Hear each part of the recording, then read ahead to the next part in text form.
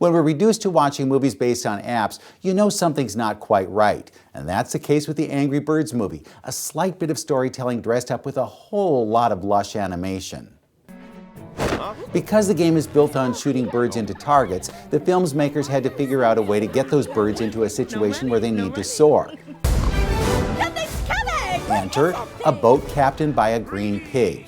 He's up to no good. So Red, voiced by Jason Sudeikis, decides to find the mighty eagle to get help. When the eagle turns out not to be a great, powerful problem solver, the birds of Bird Island have to launch their own assault. And that's how we start the scoring. For those who've tired of the game, the Angry Birds movie isn't much more than a mashup of pop culture references and songs, tweaked by the appearance of some familiar creatures. The voice talents don't exhaust themselves, and the directors haven't really found a way out of their own maze. Still, if this keeps folks off the phones for 90 minutes, it may not have been launched in vain. Shoot it! Okie doke, fire! In Neighbors 2, Sorority Rising, we learn Seth Rogen and Rose Byrne can't get a break. Now, instead of a bad frat next door, they've got a sarcastic sorority. Eager to shut them down, too, they discover the young women are being coached by Teddy, the guy who caused them so much grief the first time around. Zac Efron returns as a bad frat guy, Dave Franco is in tow as his sidekick, and yep, they're up to old tricks. Once the sorority turns on him, he switches teams and tries to help the annoyed couple shut the door on trouble.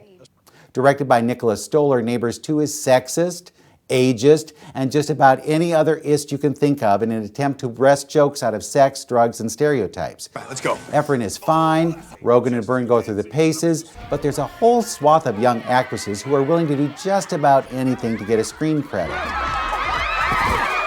If you like the first film, you'll enjoy this one. It's more of the same, but don't expect some big lesson about the power of friendship. This isn't in the business of dispensing morals. It's fine with making money. March, Jack Ely, don't get upset. I'm not here to hurt you. Just want to ask you a question. Hey, no. How stupid do you think I am? And finally this week, there's The Nice Guys, an action comedy from Shane Black. Set in the 1970s, the film stars Ryan Gosling as a private eye and Russell Crowe as an enforcer hired to solve the case of a missing girl and quite possibly the death of a porn star.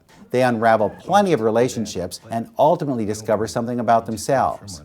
Unpreviewed, the film has the potential to give both Gosling and Crowe a big boost, particularly since they're willing to look goofy and mill about in the ready-to-be lampooned 70s.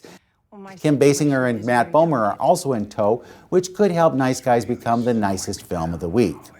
It's not a sure bet, but when you're going up against Angry Birds and Neighbors 2, the stakes aren't all that high. With your movies in a minute, I'm Bruce Miller.